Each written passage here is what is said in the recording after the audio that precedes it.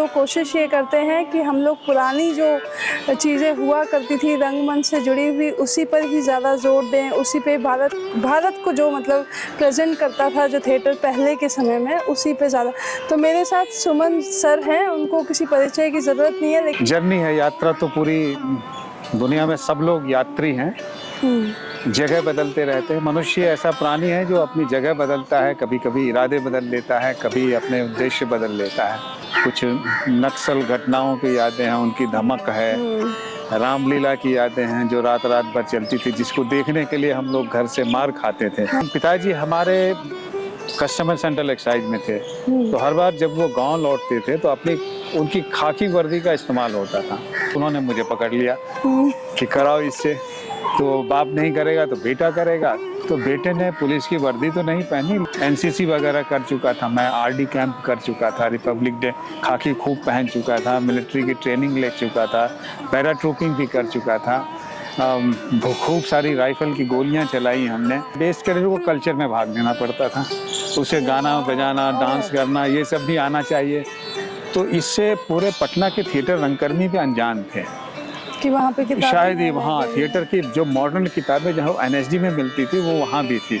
अभ्यास आपने किया, तो अभ्यास करने का पूरा प्रोसीजर, ट्रेनिंग का पूरा प्रोसीजर किस तरह से आपने, मतलब क्या क्या चीज़ें आपने पढ़ी?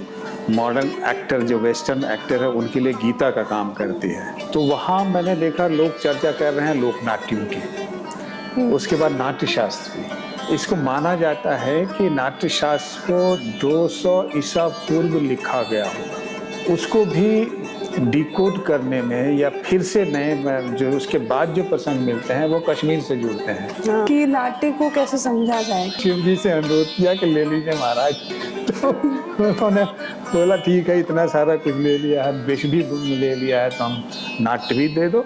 सौंदर्य का सब सूत्र समाया हुआ है, प्रतिमा विज्ञान है, गणित है, म्यूजिक का सब कुछ समाया हुआ है, अभिनय का समाया हुआ है, इतिहास का है, आलेख लेखन का समाया हुआ है, फिलॉसफी है। तो भारतीय काव्य का सौंदर्य बोध इसमें छिपा हुआ है। नाट्यशास्त्र ऐसी खुला हुआ मंच है जो किसी को नकारता नहीं है। कालिदास हैं, भास हैं, ये सब, इन सब के नाटक जो हैं नाट्यशास्त्र के अनुसार फिट बैठते हैं। तब उन्होंने अप्सराओं को डिमांड किया, अप्सराएं आई क्योंकि नृत्य गान में वो निपुण थी। तब जाकर के नाटक का अभ्यास पूरा हुआ। देवताओं के मैंने पक्ष ले रहा है, पॉलिटिक्स हो रही है यहाँ उगाड़ा मंच को। उन्होंने अभिनेता को तैयारी 4 तरह से करने को कहा। वही जो नृत्य के हैं, जो कविता के हैं, जो चित्रकला के हैं, रस तो वही हैं। तो शांत होने का मतलब है, देखो वो आदमी मर गया जिसने जीवन को सभी रसों के साथ जिया। सपना देखना हम सबका अधिकार है, लेकिन शिखर पर चढ़ने के लिए आपकी यात्रा जो है वो कलात्मक हो और लोगों के लिए प्रेरणादायक हो।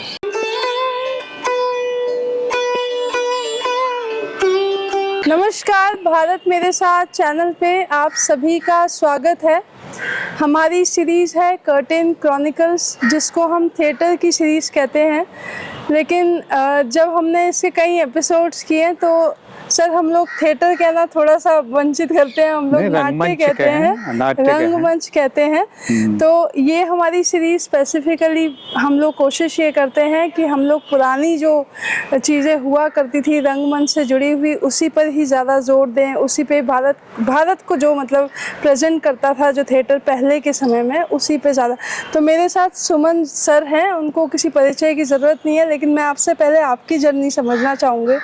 आप बिहार प्रांत से आते हैं, तो बिहार से दिल्ली की जर्नी, कथक केंद्र से संगीत नाटक एकेडमी तक की जर्नी आपकी कैसी है सर? धन्यवाद सुकृति जी। और जर्नी है, यात्रा तो पूरी दुनिया में सब लोग यात्री हैं। जगह बदलते रहते हैं। मनुष्य ऐसा प्राणी है जो अपनी जगह बदलता है, कभी कभी इरादे बदल लेता है, कभी अपने उद्देश्य बदल लेता है। तो मैं बिहार में 67 में पैदा हुआ और तब का बिहार और अब तो बहुत अलग है। और उस वक्त अपनी स्मृति में कहें तो बहुत धुंधली सी यादें हैं। कुछ नक्सल घटनाओं की यादें हैं, उनकी धमक है, रामलीला की यादें हैं जो रात रात भर चलती थी, जिसको देखने के लिए हम लोग घर से मार खाते थे। वहाँ है। फिर पढ़ाई लिखाई करनी शुरू की, उसके बाद जा करके फिर हम लोगों ने फिर आरएसएस की शाखाएं भी ज्वाइन की। फिर उसके बाद पढ़ते लिखते आगे बढ़ गए। आगे बढ़ते हुए किशनगंज में रहते थे पहले, जहाँ हमें सुबोध हुआ। मतलब पहले अबोध अवस्था में तो समस्तीपुर में थे। उसके बाद सुबोध अवस्था में हम चले गए किशनगंज में। किशनगंज में हम बड़े हुए तो हाई स्कूल तक पहुँचे, उसके बाद पटना आ गए मिलर हाई स्कूल। यहाँ अकेले हो गए तो हमने साथी ढूंढना शुरू किया। तो कई बार पोस्टर देखा और लगा कि रंगशाला में जाएं, लेकिन हिम्मत नहीं हुई। लेकिन पिताजी हमारे कस्टमर सेंट्रल एक्साइज में थे, तो हर बार जब वो गांव लौटते थे तो अपनी उनकी खाकी वर्दी का इस्तेमाल होता था। उनको हर बार जो है पुलिस का रोल दे दिया जाता था। अच्छा। फिल्मों में जगदीश राज हुआ करते थे, तो हमारे पिताजी का नाम भी जगदीश जी था। अच्छा। तो वो भी वहाँ इंस्पेक्टर की भूमिकाएं करते थे। तो उसमें एक बार उन्होंने मना कर दिया, तब मैं मैट्रिक पास कर चुका था, तो उन्होंने मना कर दिया कि इस बार मैं नहीं करूँगा। तो उन्होंने मुझे पकड़ लिया कि कराओ इससे। तो बाप नहीं करेगा तो बेटा करेगा। तो बेटे ने पुलिस की वर्दी तो नहीं पहनी, लेकिन उसने जो है रोल निभाया। और जिस तरह से देखने का तरीका था, हमने फिल्में देखी थी, नाटक तो देखा नहीं था, ना सीखा था। तो फिल्मी अंदाज में मंच पर उतरे तो डायलॉग याद भी कर लिया था। उस वक्त डायलॉग याद नहीं होते थे, प्रॉम्प्टर बोलता था और एक्टर भी उसको दोहराता था। तो हमने याद करके उसको कर तो लिया, लेकिन मंच से बाहर आए तो हमें ज़बरदस्त डांट पड़ी। हमारे चचेरे भैया थे, उन्होंने डांटा कि क्या तरीका है, तुम्हें इतना भी नहीं पता कि दर्शक की तरफ बातचीत करनी चाहिए, अपने संवाद जो है दर्शक को देने चाहिए। मुझे पहला पाठ मिल गया कि जिसके साथ आपको कम्युनिकेट करना है, जिसके लिए आप कर रहे हैं, उसकी तरफ आपका प्रक्षेपण होना चाहिए, यानी आपके संवाद जो है उधर की तरफ जाने चाहिए। ये पहला मुझे मिला। उसके बाद पटना में था, तो पटना इप्टा जैसा संगठन जो बहुत ही सक्रिय था, तो वहाँ संयोग मैं एनसीसी वगैरह कर चुका था, मैं आरडी कैंप कर चुका था, रिपब्लिक डे खाकी खूब पहन चुका था, मिलिट्री की ट्रेनिंग ले चुका था, पैराट्रूपिंग भी कर चुका था, खूब सारी राइफल की गोलियां चलाई हमने। उसके बाद जा करके हार्ड ट्रेनिंग लेकर के देशभक्ति का भी जज्बा था सब हमारे अंदर। उसके बाद जा करके अब खाली बैठ गए, आरडी हो गया, सीसी मैंने मैक्सिमम जो सर्टिफिकेट एनसीसी का हो सकता था वो रहा, बेस्ट कैडेट रहा। तभी जो है हमें बेस्ट कैडेट को कल्चर में भाग लेना पड़ता था, उसे गाना बजाना, डांस करना, ये सब भी आना चाहिए। तो अब इसमें मैं जीरो। ठीक है, शरीर जितना बना लो, लेकिन उसमें जीरो था। तो हमारा एक साथी जो वहीं एनसीसी में था, वो नाटक करता था, तो वो ले गया पकड़ करके, चलो यार तुमको थोड़ा ज्वाइन करवाते हैं। वहाँ हमने ज्वाइन किया। उसके बाद से नाटक करना मुझे क्यों अच्छा लगा, सामने वाले में पहले ही दिन पूछा कि तुम्हारा नाम क्या है। मैंने कहा सुमन कुमार। वो क्या था, बंगालियों के साथ रहते रहते सुमन कुमार जो है वो आसानी से निकल गया। मैंने क्या बोल रहे हो? सुमन कुमार। अब सही बोला। तो थिएटर में मुझे पहले ही दिन करेक्ट किया और मुझे लगा कि ये तो व्यक्ति को कमाल की चीज है, कमाल की विधा है, जहां आदमी बैठते हैं एक आदमी को करेक्ट करने के लिए, लोगों को करेक्ट करने के लिए। तो आदमी के चाल चलन करेक्ट हो, उसका बोलना करेक्ट हो, चलना करेक्ट हो, तो ये ऐसी विधा माने अद्भुत सी विधा है। तो समझ लिए कि इससे बस इतना लगा होगा कि बाकी सारी चीजें किनारे हो गई। तब मैं ब्रिटिश काउंसिल का भी मेंबर था, ब्रिटिश लाइब्रेरी का। तो वहाँ किताबें थी थिएटर पर बहुत सारी, पटना में उस वक्त था। तो इससे पूरे पटना के थिएटर रंगकर्मी भी अनजान थे कि वहाँ पे किताबें, शायद ही वहाँ थिएटर की जो मॉडर्न किताबें जहाँ एनएसडी में मिलती थी वो वहाँ भी थी। अच्छा। तो मैं फिजिक्स का स्टूडेंट होने लगा, फिजिक्स पढ़ने के लिए मैंने ज्वाइन किया था उसको। लेकिन फिर मेरी रुचि बदली, तो मैंने थिएटर के रैक्स देखने शुरू किए। और फिर वहाँ बीबीसी के शेक्सपियर पर बने फिल्में थी, वो सारी स्क्रीन करा करके अकेले बैठ करके मैंने सबको एक एक करके देखा। और कुछ किताबें पढ़ी, कुछ किताबों को हाथ से कॉपी कर लिया। मुझे लगा कि ये लाइफ के लिए बड़ा अच्छा है। और इधर इस बीच हमारे यहाँ से एक आदमी विनीत कुमार हैं, वो एनएसडी आ गए थे। तो हमें अचानक जो है कौंध गया, अरे एनएसडी भी कुछ चीज़ होती है। थिएटर तब हम तक लोग तो आपको कभी पता सोचते नहीं थे कि हमें तो था कि क्रांति कर देनी है थिएटर से, लोगों को जगाना है। अब मज़ा आता था कि फिल्मों में भी जा सकते हैं। लेकिन जब एनएसडी का नाम सुना तो लगा कि यहाँ ट्रेनिंग भी ली जाती है। वो लौट करके आए तो उन्होंने हमें ट्रेन करना शुरू किया। तो वो तो हफ्ते भर 10 दिन की ट्रेनिंग थी।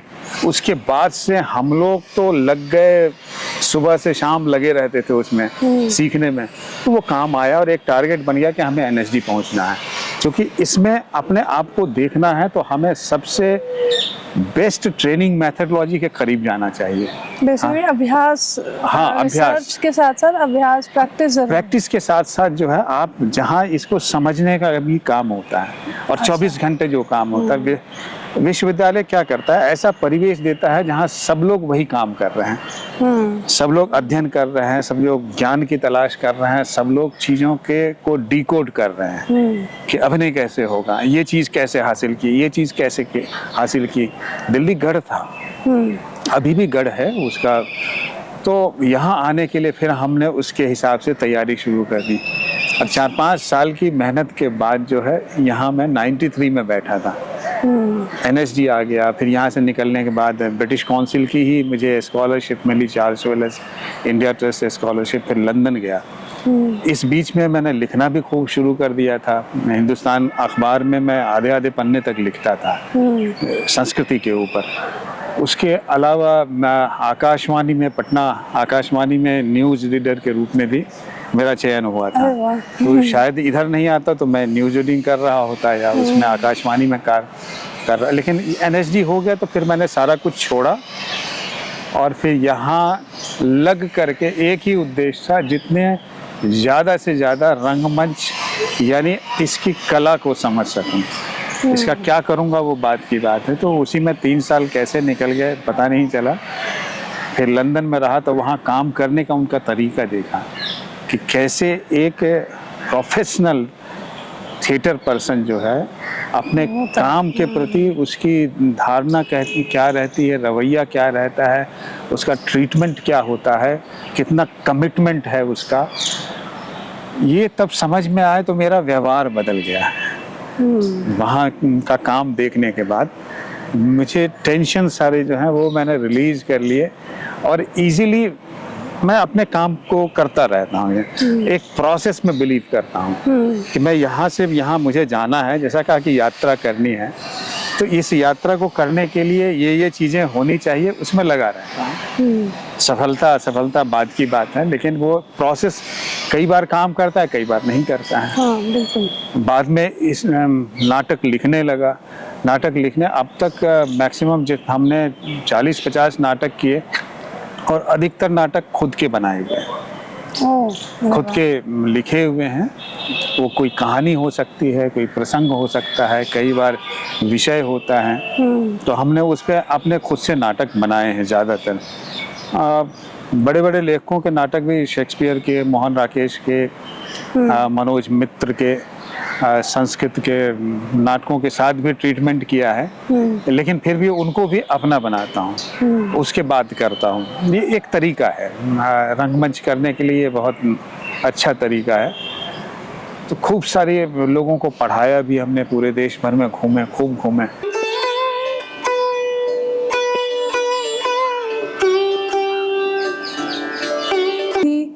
अभ्यास आपने किया, तो अभ्यास करने का पूरा प्रोसीजर, ट्रेनिंग का पूरा प्रोसीजर किस तरह से आपने, क्या क्या चीज़ें आपने पढ़ी, थोड़ा सा अगर वो बताएंगे जो लोग इस क्षेत्र में जाना चाहते हैं उनके लिए वो एक।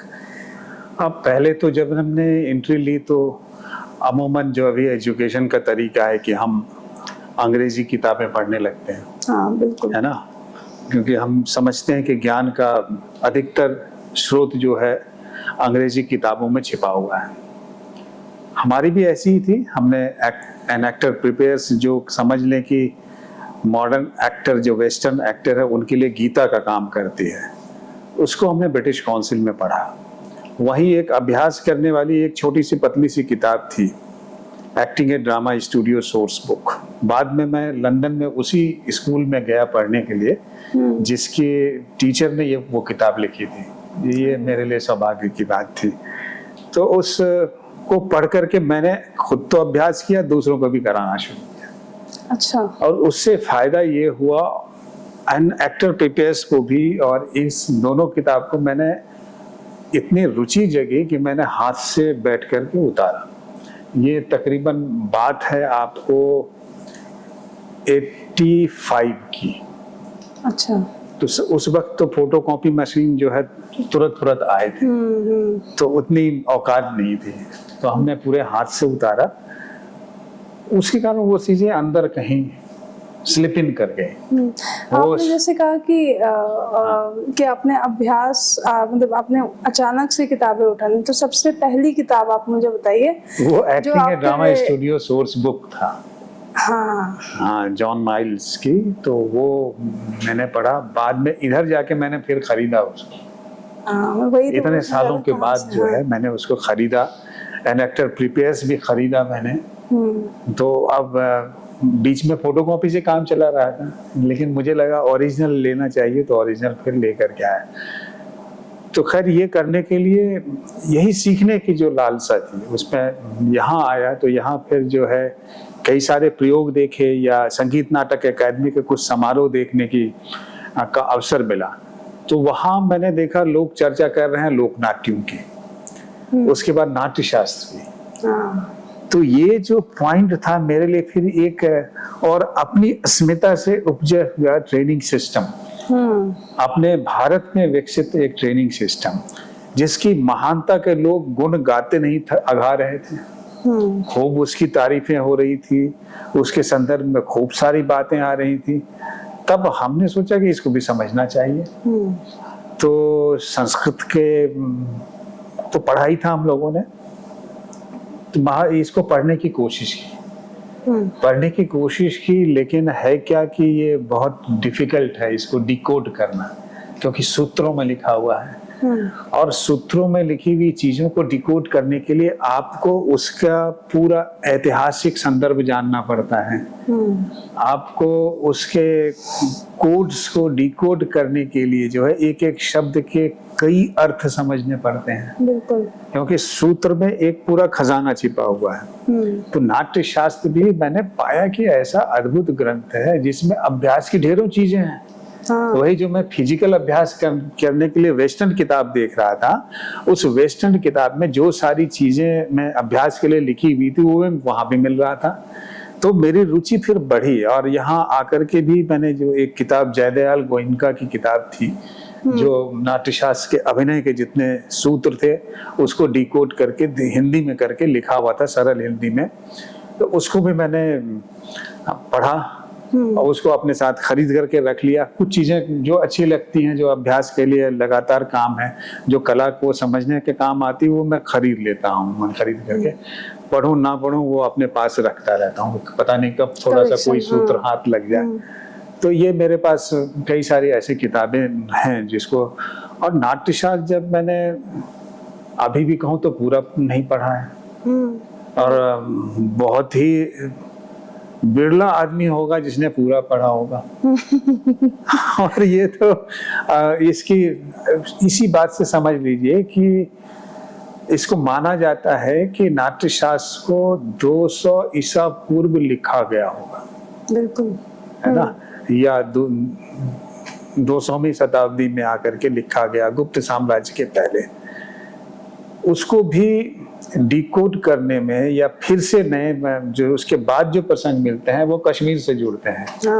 अभिनव गुप्त ने जो है उसको, मैं अब इस पे आऊंगी। पहले नाट्य शास्त्र की हम लोग बात कर रहे हैं, तो भरत मुनि का नाट्य शास्त्र है, तो पहले उसके अनुसार जो नाट्य है उसका मुझे थोड़ा सा अगर अर्थ बताएंगे आप, एक अर्थपूर्ण वे में, कि नाट्य को कैसे समझा जाए, क्या है असल में?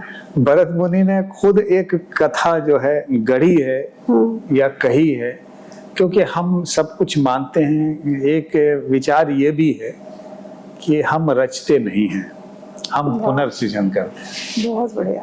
है ना। कुछ लोग कहते हैं कि नहीं मैं रच रहा हूँ, लेकिन कुछ लोग कहते हैं ये दम्भ है, क्योंकि हम एक पत्ता तो बना नहीं सकते, हम सिर्फ कंपोज करते हैं। खाना जो है हम खाना बनाते हैं, लेकिन हम एक परवल, एक आलू, एक प्याज नहीं बनाते। वो उगता है, प्रकृति उसको देती है। तो यानी हम सब चीजें मानते हैं देव से दी हुई है, देवताओं से हमारे पास आई है। तो इस तरह नाटक की भी एक कथा गढ़ी गई। तो ये कहते हैं कि त्रेता युग था। त्रेता युग में जो है थोड़ा सा गड़बड़ होना शुरू हो गया था, लोग लड़ने लगे थे, झगड़ने लगे थे आपस में। तो ऐसा ही संसार में जो है मार काट चल रहा है, कोई पुण्य का काम नहीं हो रहा है, असुर लोग हावी हो रहे हैं, देव मंदिर भ्रष्ट किए जा रहे हैं। तो सारे देवता भागे भागे ब्रह्मा जी के पास पहुंचे। हमारे यहाँ एक हर चीज का सॉल्यूशन जो है ब्रह्मा जी देते हैं, क्योंकि वो चारों दिशाओं में देखते हैं। वो चतुर्मुखी हैं और चतुर्दर्शी हैं। वो हर तरफ से चीजों को, समस्या को देखते हैं तो उसका समाधान निकल पाता है। तो देवताओं ने शिकायत की कि देखिए अब ये ऐसा हो रहा है, पृथ्वी पर जो है देवताओं की प्रतिष्ठा नहीं रह गई है, देव मंदिर भ्रष्ट हो रहे हैं, आप कुछ कीजिए, कुछ हमें ऐसा दीजिए कि ये इनका उन्माद शांत। तो उन्होंने बड़ा सोचा तो हमारे जहाँ ज्ञान के सूत्र छिपे हुए हैं वो वेदों में है। तो उन्होंने चारों वेद, मैंने एक एक मुख से एक वेद निकला तो समझ लीजिए चारों वेद हैं। तो उन चारों वेदों को भी खंगाल डाला, उन्हें उपाय मिले ही नहीं। तो उन्होंने कहा एक एक वेद से होगा नहीं, शुद्धता से काम नहीं चलेगा, सबको मिश्रित कर देते हैं। मिश्रित करने पर उन्होंने कहा कि समस्या ये है कि ज्ञान को हमने सीमित करके रखा है, उसको नैरो पैसेज में रखा है, उसको खास व्यक्ति को दे रखा है, इसे नहीं देखना है, तुम ये सुन नहीं सकते, तुम देख नहीं सकते। तो ज्ञान को वो पाएगा कैसे? जो अज्ञानी होगा उसका काम क्या, वो लड़ेगा ही। तो ज्ञान को बांटना जो है ये हमें करना, इसका उद्योग करना पड़ेगा। तो इसका कोई उपाय करें तो कैसे करें? तो सबसे अच्छा ज्ञान क्या है? जी करके मिलता है, अनुभव करके मिलता है। तो इस अनुभव को सामने वाले को देने के लिए भावनात्मक ढंग से उन्होंने फिर सब चीजों से लिया। अब ऋग्वेद से उन्होंने मंत्र ले लिए, यजुर्वेद से विधि ले ली, अथर्ववेद से रस ले लिया। इस तरह से उन्होंने चारों वेद को मिला करके सामवेद से गीत ले लिया।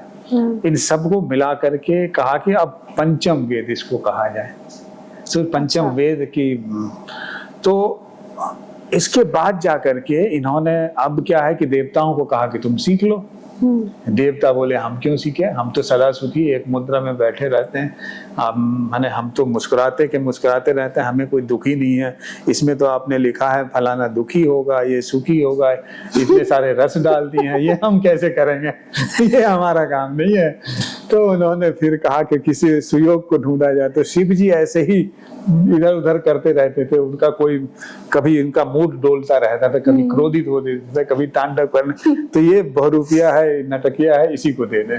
तो शिव जी से अनुरोध किया कि ले लीजिए महाराज। तो उन्होंने बोला ठीक है, इतना सारा कुछ ले लिया है, विष भी ले लिया है, तो हम नाट्य भी दे दो। तो नाट्य दे दिया, लेकिन उन्होंने कहा अब इससे तो सांसारिक होना है, तो इसे तो मुझे किसी और को सौंपना होगा। तो खोजने लगे, वो की दृष्टि दौड़ाई। तो भरत जी अपने 100 पुत्रों के साथ जो है आश्रम में निवास कर रहे, तो उन्हें लगा इनको देते हैं, इनके पास तो पूरी जमात है, पूरे लोग सिखाने के लिए हैं, बड़े विद्वान ज्ञानी आदमी हैं, तो इनको दे दिया। तो भरत मुनि नाम का, इस पर भी विवाद है कि भरत एक है या बहुत लोगों को भरत प्रजाति है, या भरत एक नाम है, या एक पोस्ट है जिस पे कई सारे लोग बैठे होंगे। क्योंकि नाट्यशास्त्र देखेंगे तो ये, इसमें तो पूरा इतिहास समाया हुआ है, इसमें सौंदर्य का सब सूत्र समाया हुआ है, प्रतिमा विज्ञान है, गणित है, म्यूजिक का सब कुछ समाया हुआ है, अभिनय का समाया हुआ है, इतिहास का है, आलेख लेखन का समाया हुआ है, फिलॉसफी है, तो भारतीय काव्य का सौंदर्य बोध इसमें छिपा हुआ है, वो सब समाया हुआ है। तो एक आदमी इसके लिए तो कैसे करता होगा। और इसमें पूरे जम्बू द्वीप में जितने भी आपको प्रदर्शनकारी विधा के तत्व थे वो सारे के सारे नाट्य शास्त्र में समाहित हैं। वो सबके लिए जगह है। नाट्य शास्त्र ऐसी खुला हुआ मंच है जो किसी को नकारता नहीं है। वो कहता है कि इस ब्रह्मांड को हमने ओढ़ रखा है, इस धरती पर जो कुछ दिखाई देता है वो मेरा वेश है। जो कुछ भी है, ऐसी कोई वस्तु नहीं है, ऐसा कोई विषय नहीं है जो नाट्य शास्त्र की परिधि से बाहर है। ये जाकर के बाद में मुझे सब करने के बाद लगा कि दुनिया में ऐसा कोई भी नाटक नहीं है या नाट्य अभ्यास नहीं है जो नाट्य शास्त्र से बाहर है। ये मुझे बाद में समझ में आया। मैं उतना सब पढ़ने के बाद में नाट्य शास्त्र को पढ़ते में लगा कि इसमें सारा कुछ है, ऑलरेडी लिखा हुआ है। ये जरूर है कि इसकी साधना करना मुश्किल है। अब पूरा तो साध नहीं सकते, तो टुकड़े टुकड़े में साधना जो है। और वो अभी तक क्या है कि हमने वैसा सिस्टम, हम चूंकि डेवलपमेंट दिखाते हैं, तो जो हम वेस्ट की तरफ देखते हैं, तो वेस्ट में जो ट्रेनिंग सिस्टम होता है हम भी अपना लेते हैं। हमारे यहाँ भी ट्रेनिंग सिस्टम जैसे कुडियट्टम में भरतनाट्य शास्त्र के जो है ये ट्रेनिंग सिस्टम को लाया गया। लोक नाटकों में वृत्ति के रूप में अलग अलग ढंग से लाया गया। लोक नाटकों में भी देखेंगे कि वो क्लासिकल नाटक जैसे कालिदास हैं, भास हैं, ये सब, इन सब के नाटक जो हैं नाट्य शास्त्र के अनुसार फिट बैठते हैं।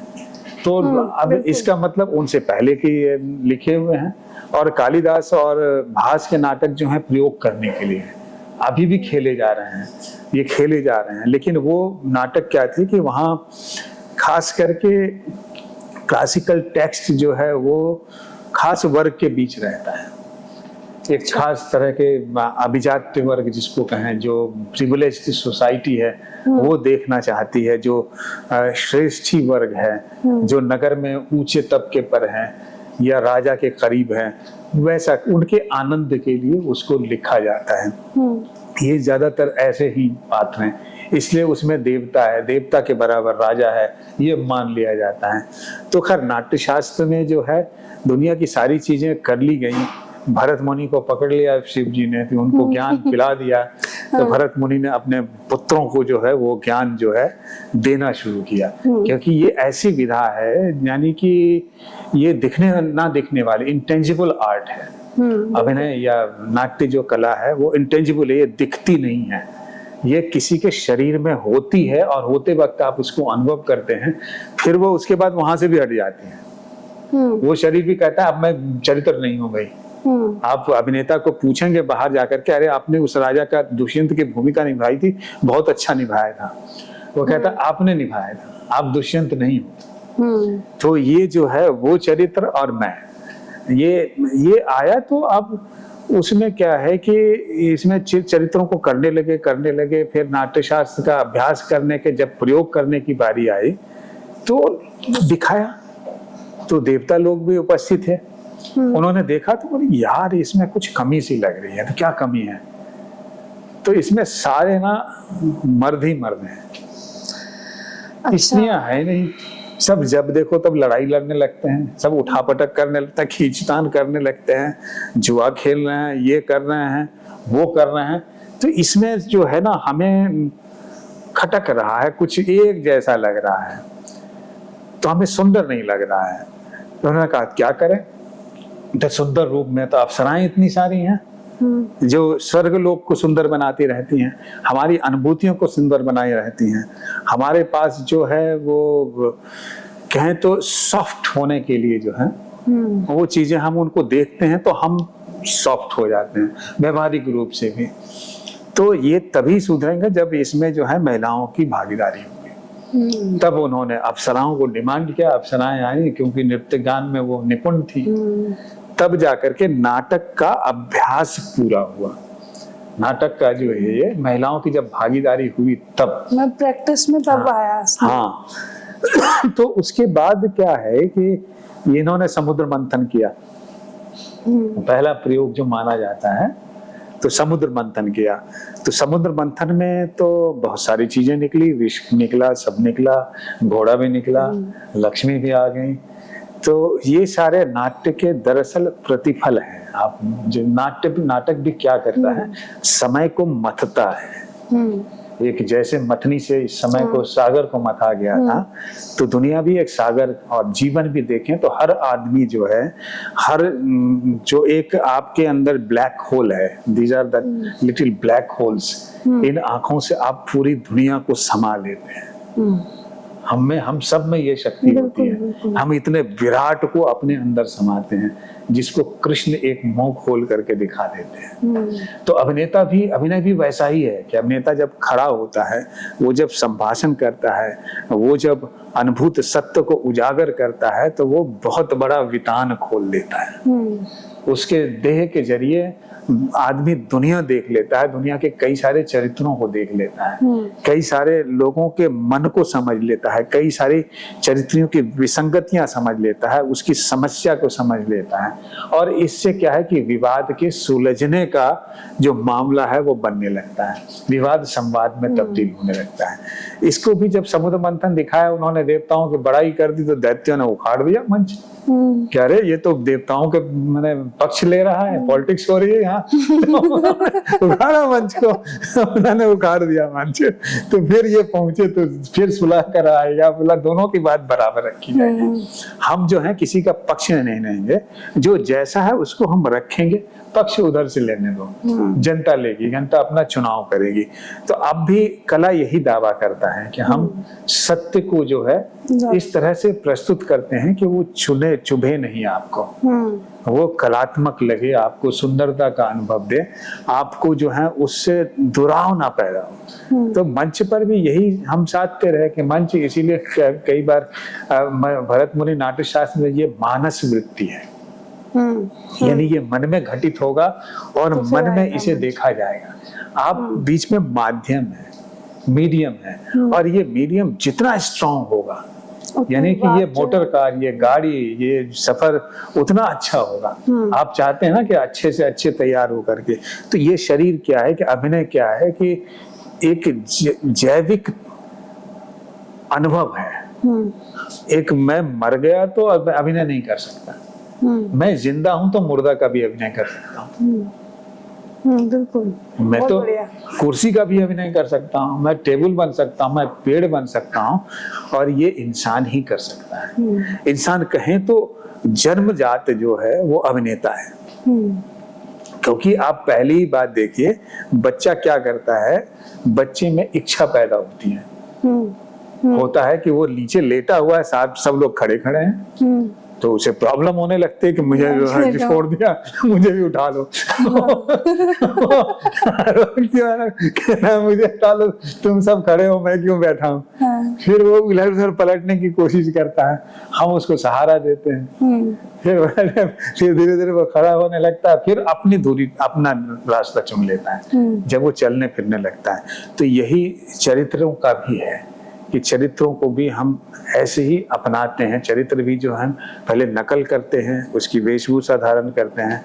तो भरत मुनि ने बताया कि भाई उन्होंने जब इस तरह से किया, क्यों कि हम इस दुनिया को जो हमारे अंदर आती है, हम उस दर्पण को जो है दिखाएंगे, क्योंकि दर्पण हम हैं, ये शरीर हमारा दर्पण हो जाएगा।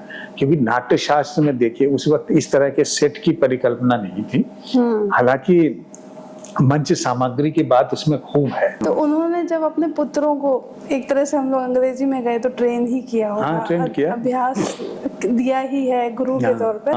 तो उन्होंने उस समय पे कैसे सिखाया था उनको, कि उन्होंने क्या मतलब किस वे में उनको ट्रेन किया, क्या उसके उनके तरीके थे उस समय के? इसमें जो अभिनय, मेरी जिज्ञासा उस तरफ ज्यादा है। तो ट्रेनिंग करने की पद्धति उन्होंने दी है अभिनेता को तैयार किया। आप अभिनय की ट्रेनिंग की बात कर रहे हैं, तो अभिनय के लिए पूरे विश्व में भी कहें तो वही जो भरत मुनि ने जो सूत्र दिए हैं वही हैं। उन्होंने अभिनेता को तैयारी 4 तरह से करने को कहा है। अभिनेता के पास संपत्ति क्या है, उसकी अपनी जो जैविक संपत्ति है वो उसका शरीर है, उसकी आवाज है, ये दो है जिसका वो अभ्यास कर सकता है। उसके बाद क्या है, वो जो पहनेगा, आहार्य है। आहार्य क्या है कि जो वातावरण वो साथ लेके चलेगा। जैसे ये साथ लेके मैं आप अपने कपड़े साथ लेके, आपने बाल जिस तरह से बनाए हैं, आपने जिस तरह के कान के बालियां पहनी हैं, बूंदे पहने हैं, वो है, हम जिस तरह की वेशभूषा बना करके रखे हैं वो हम अपने साथ लेके चलते हैं। लेकिन एक दूसरा वातावरण है, जो परिवेश है, वो बदलता रहेगा। जो बदलता रहेगा वो सेट मैंने अलग होगा। अभी लोकेशन बदल जाएगा, अभी हम दूसरे पेड़ के पास खड़े थे तो अब हम घर के अंदर आ गए, अब किचन में आ गए, जगह बदलती रहेगी। ये रहेगा तो एक अभिनेता के लिए जो आहार्य था, जो वो धारण करेगा, जिसका आभरण करेगा, वो आहार्य अभिनय है जिसको हम धारण करते हैं। तो भरत मुनि इसको बहुत विस्तारित मानते हैं। वो कहते हैं कि परिवेश को भी हम धारण करते हैं।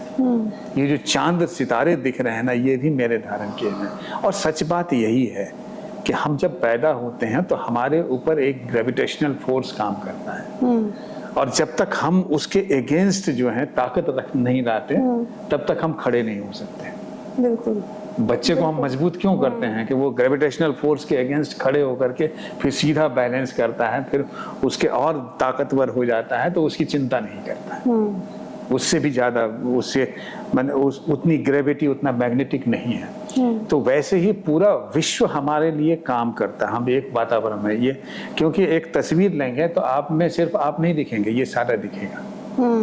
ये उस तस्वीर की सजावट होगी, यानी आपकी सजावट होगी। आप किसी बैकग्राउंड में फोटो खिंचवाना क्यों चाहते हैं? क्योंकि वो सज जाता है। फोटो तो वही है, आप तो वही हैं।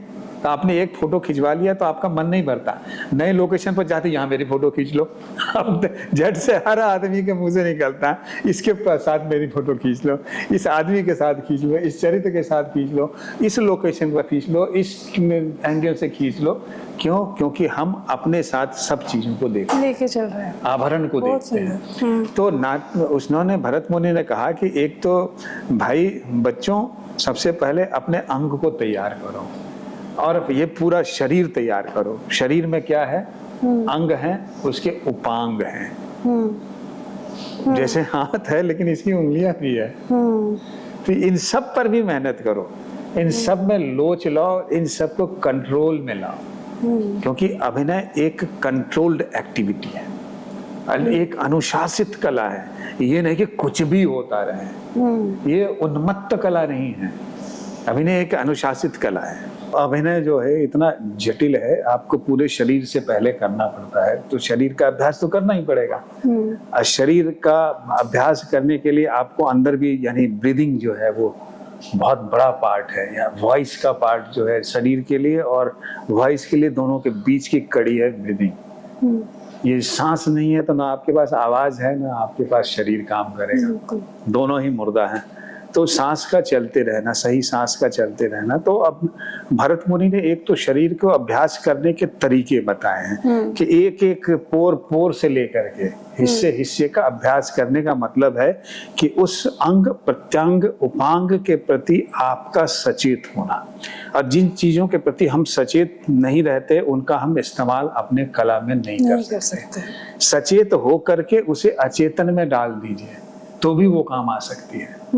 कला जो है चेतन रूप में अवचेतन का एक उपयोग है, बेहतरीन खूबसूरत उपयोग है कि जो आपके अर्ध चेतन अवस्था में, अवचेतन में रहती हैं चीजें, वो कला के सोर्स मटेरियल के रूप में काम करती हैं।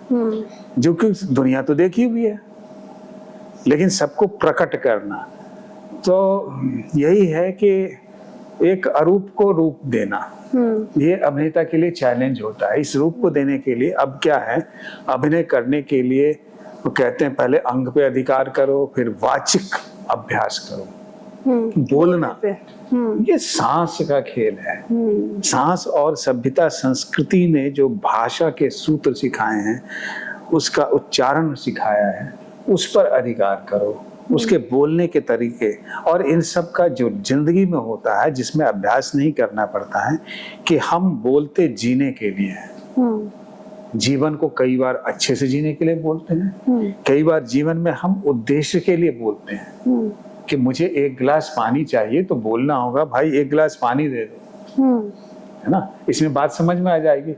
बात इसने भी पानी दे दो, अरे भाई एक गिलास पानी दे दो, इसमें किसी को कोई आपत्ति नहीं है, क्योंकि मैं अपने पर्सनल काम के लिए कर रहा हूँ।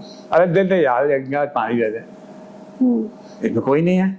लेकिन जब हम मंच पे जाएंगे तो मंच पर चूंकि समाज के लिए होता है, तो वहां हम कोशिश करते हैं कि ऐसी भाषा मासेस के कान में डालें जिसका वो उपयोग कर सके, जो उसको सुसंस्कृत कर सके, जो उनको जो है अच्छे विचार दे सके, अच्छी भाषा दे सके। तो खुद तो सीखना पड़ेगा।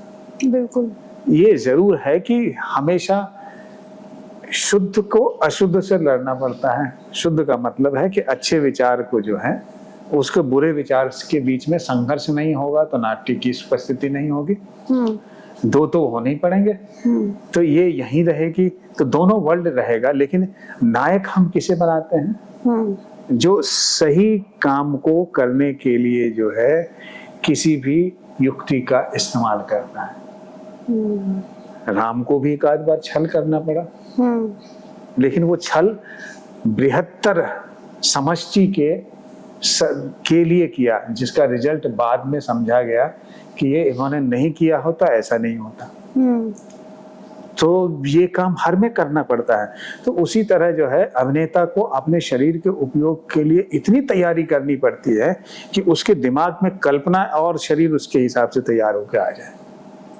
उसने सोचा कि मैं दुखी हूं तो शरीर दुखी हो जाए, मैं प्रफुल्लित हूं तो वो हो जाए। ये नहीं कि इंतजार करे कि मैं 4 मिनट ऐसे करूंगा, 2 मिनट ऐसे करूंगा, ऐसी मुद्रा लूंगा, ऐसा करूंगा। वो भी भरत मुनि ने बताया है कि दुख में आदमी, सुख में आदमी, अवसाद में मनुष्य जो है इस तरह की हरकतें करता है, इस तरह से बैठता है तो लगता है तो नीचे की तरफ जाता है, अंधेरे में बैठता है या उस पर कम रोशनी पड़ती है, पीछे की तरफ जाता है तो उसका असर ये पड़ता है। ये सारी चीजें भरत मुनि ने भी उस वक्त जितने समझ में आए थे वृत्तियों के रूप में लिखा हुआ है कि ये कार्य करेंगे तो ये अनुभव होगा। सारे नवरस जो भी आते हैं, 9 रस को, 8 रस को जो है उन्होंने लिखा, उस रस की अभिव्यक्ति के लिए हम किसी भी चीज को देखते हैं तो देखते ही हमें लगता है कि यार ये सुंदर है, ये चीज हंस रही है, रो रही है, इसमें एक दर्द छिपा हुआ है, इसमें एक कथा नजर आती है, एक चरित्र है, ये कमाल की चीज है यार। इसे देख करके ऐसा लगता है कि इसने मेरे अपने दुख को कह दिया यार। इसकी कहानी को सुन करके एक तरह से कहेगी पब्लिक जनता से कनेक्ट करना, जैसे हम अंग्रेजी में क्योंकि दोनों तरफ वही मनुष्य है। एक संवाद जनता के साथ है, समाज के साथ संवाद है। तो अभिनेता को इस पर जबरदस्त अभ्यास करना पड़ेगा। और चूंकि ये मानस वृत्ति है, हम बाकी आवरण करते हैं, तो मानस यानी कि मन को भी आपको नियंत्रण में रखना पड़ेगा। मन को नियंत्रण में, हम दरअसल मन से चालित हैं। आपकी इच्छा नहीं होती कि यहाँ आने की, मेरे पास आने की, मन नहीं कहता तो नहीं आती। बिल्कुल। मन ने कहा तो शरीर ने उसका साथ दिया। नहीं साथ तो आपको तकलीफ हो रही होगी, फिर भी कहेंगे नहीं यार वो कमिटमेंट है, करना है। तो अभिनेता को ऐसा ही कमिटमेंट दिया जाता है कि तुम्हें एक गुस्सैल आदमी का किरदार करना है तो आपको करना है, आप नहीं हैं उसके बावजूद करना है, इससे कोई मतलब नहीं है। और मेरे ख्याल से दुनिया में ऐसा कोई भी चरित्र नहीं है जो किसी अभिनेता विशेष के लिए लिखा गया। अभिनेता किसी विशेष चरित्र को चुनता है। अभिनेता अब मैं हूं, मेरे बारे में मुझे चरित्र बना करके कोई नाटक कर सकता है, कोई नाटक लिख सकता है, लेकिन उसे निभाने के लिए मुझे अपने को खंगालना पड़ेगा, मुझे उससे एक डिस्टेंस बनाना पड़ेगा। और जिसे कई लोग कहते हैं इसे परकाया प्रवेश करना। और ये समझ लीजिए कितना पवित्र है कि आप अपने शरीर को छूने से किसी को नाराज हो सकते हैं, लेकिन आप एक चरित्र को पूरी आत्मा तक दे डालते हैं। ये सोच लीजिए कितना पवित्र काम है कि आप इतने उसके प्रति कमिटेड हैं। कमिटमेंट किसके प्रति होता है? देवता के प्रति। बिल्कुल। यही है ना, हम उसके सर्वस्व जान भी चली जाए तो चली जाए। तो ऐसा कमिटमेंट, तो here it becomes a Holi art. ये पवित्र काम हो जाता है। क्यों करते हैं हम इसको? क्यों करते हैं? जो भरत मुनि भी कह रहे थे कि ताकि जनता ज्ञानी हो सके। ज्ञानी क्या हो सके? जबकि पहले से संगीत चल ही रहा था, म्यूजिक चल रहा था, डांस चल रहा था, तो फिर इसकी जरूरत क्यों पड़ गई भाई? इसलिए कि बाकी वो सारी कलाएं क्या है कि सम पे साथ चलती हैं, सुर में चलती हैं। तो दुनिया में सब कुछ वैसा सुरीला तो नहीं है, तो उनके बाद वो ज्यादा कुछ है। इसलिए हमें संगीत क्यों अच्छा लगता है? क्योंकि सुरीली चीजें कम है। सुनने का मन इसीलिए करता है ना। यदि हर ओर संगीत हो तो हम बोर हो जाएंगे। सही बात है। तो सुर में, ताल में सब चीजें चलती हैं। एक ताल के बिना, सुर के बिना कुछ भी नहीं है। ताल हमारे अंदर चलता है, वो दिखता नहीं है। हर व्यक्ति अपने ताल में रहता है। ताल इधर उधर होता है तो उसको डॉक्टर के पास लिया जाता है। इधर उधर हो तो सभ्यताएं भी हमारे, वो भी बेताले होने लगती है। हमारा जीवन कई बार बेताला होने लगता है, विवाद में हम रहते हैं, कई सारे झगड़े होने लगते हैं। तो ऐसी समय पर जो हमें नाट्य का व्यवहार करना चाहिए। नाट्य क्या करता है कि उन विवादों को खुराक बनाता है। जैसे शिव ने विष का जो है पान किया था, तो वैसे ही रंगमंच या ये सारी कलाएं क्या करती हैं कि तमाम जो विषाक्त चीजें हैं समाज में उसको पी लेती हैं, पीने का काम करती हैं और उसके बाद संवाद का सृजन करती हैं। संवाद के रूप में एक सुंदर सी अभिव्यक्ति देती हैं, नृत्य के रूप में, गीत के रूप में, कि लोग बैठ करके रोते हैं, समझते हैं, उससे जुड़ते हैं, अपने नायकों से जुड़ते हैं। नायक भी उसकी तरह आदमी है, इसलिए उसका जीवन भी उन्हें अपनी तरह का लगने लगता है।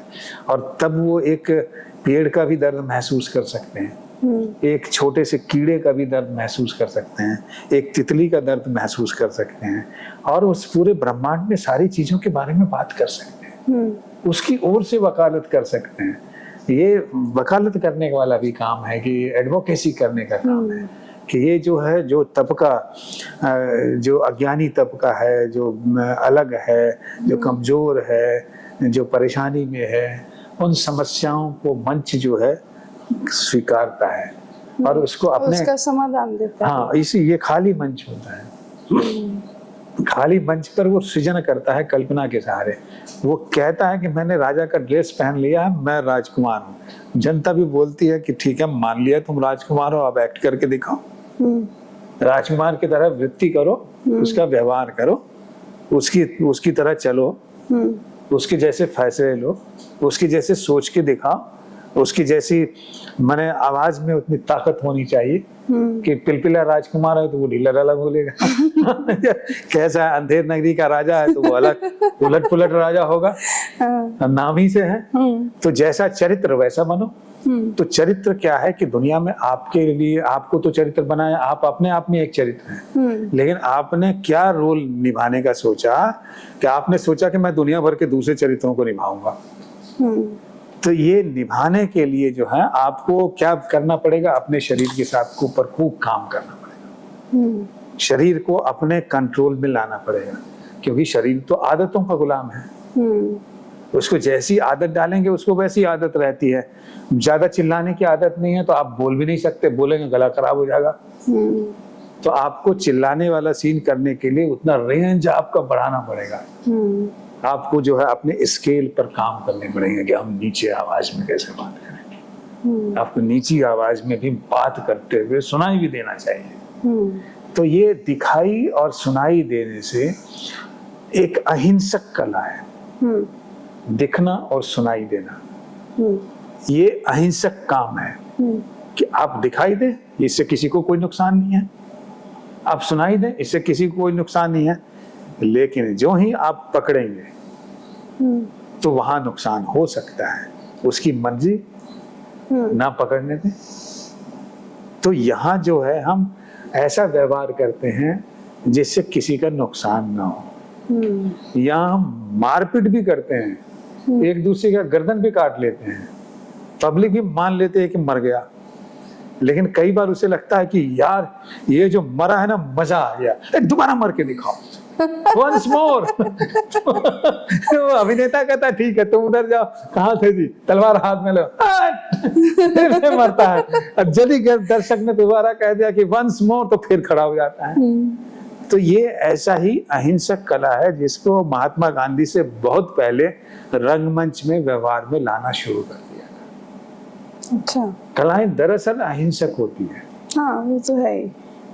ये अपनी सारी हिंसा जो है उस कैनवस पर कर देती हैं।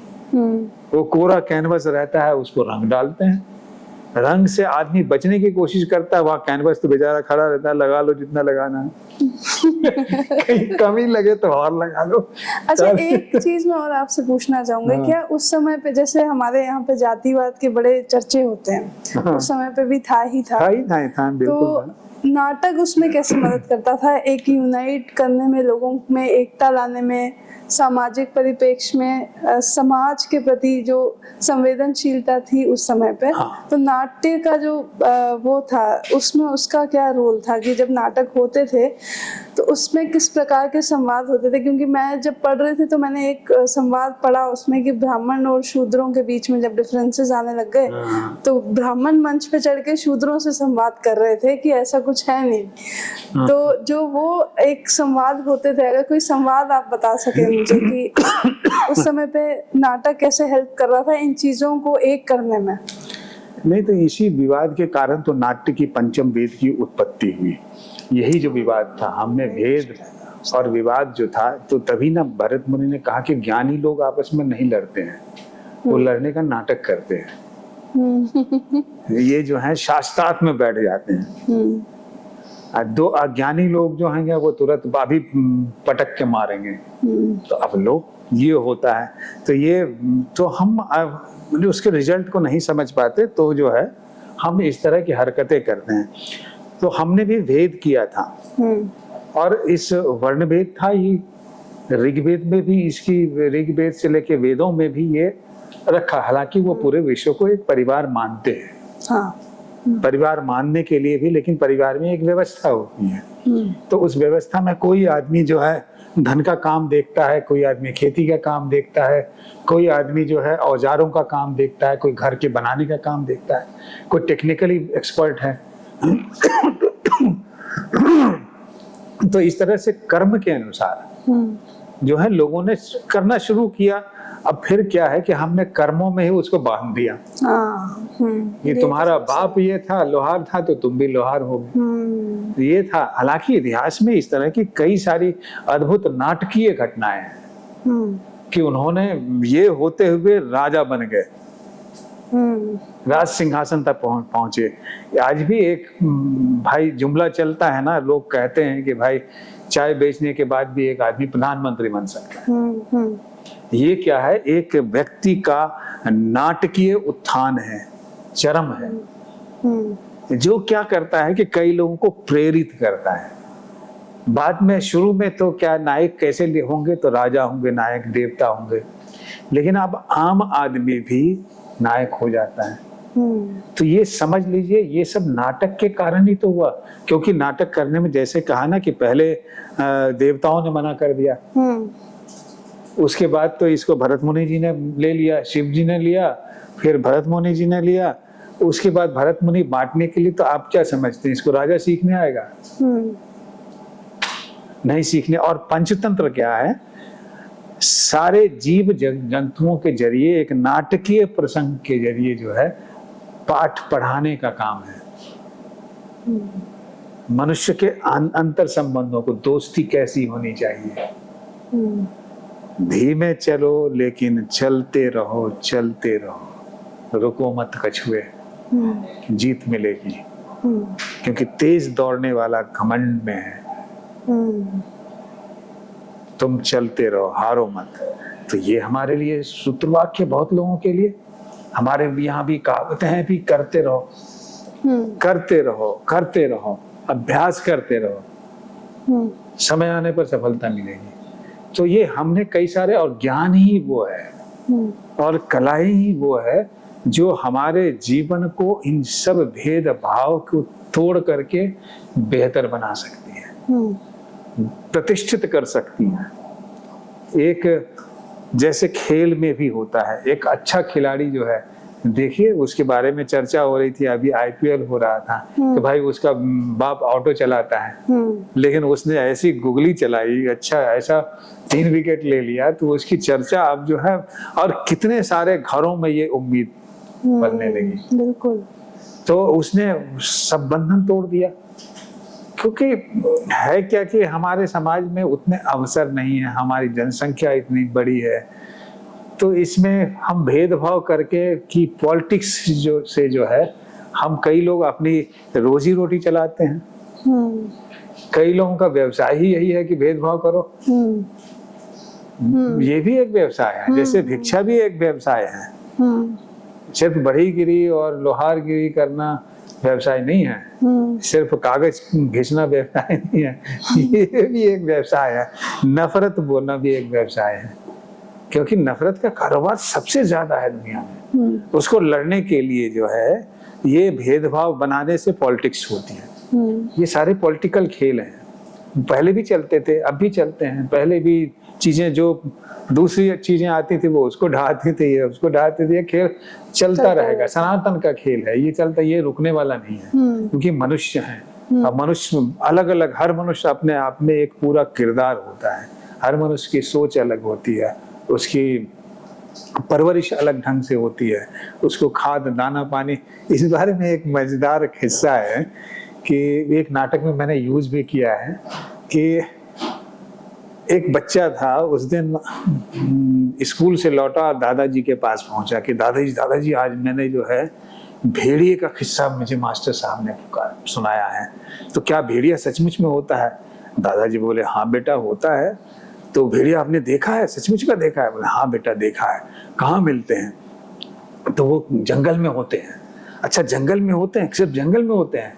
नहीं बेटा, आजकल वो खेतों में भी आ जाते हैं। जंगल सिकुड़ गए हैं तो कभी खेतों में भी आ जाते हैं, वहां से कभी कभार मवेशियों के पीछे पीछे गांव के अंदर भी आ जाते हैं।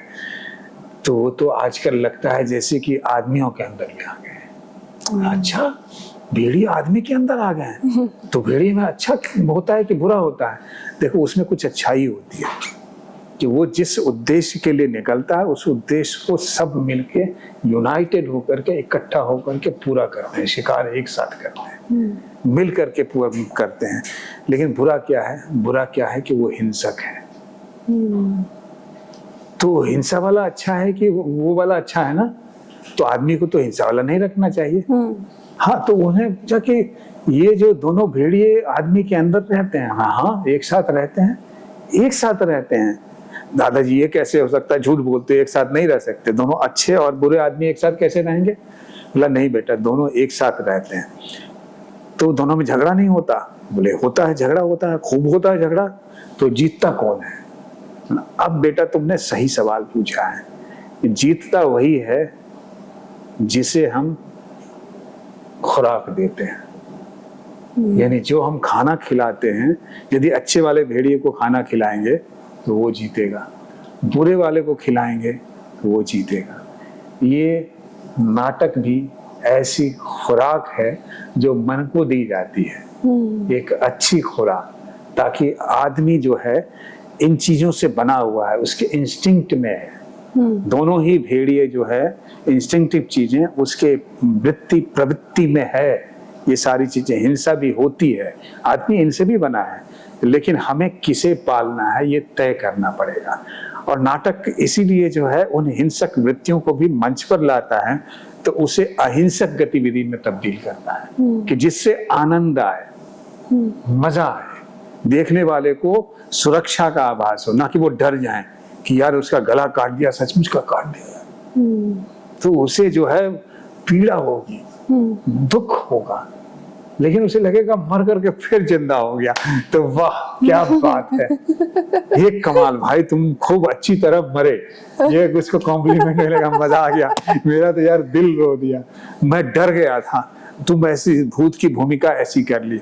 तो हम भूतकाल वर्तमान इधर उधर जिधर तिधर कहाँ नहीं क्या नहीं कर सकते, वो सब कुछ इस खाली जगह में हमारे मन से, मानस वृत्ति से शरीर के सहयोग से मिलने से बना है और संसार को ऐसे ही चलना चाहिए।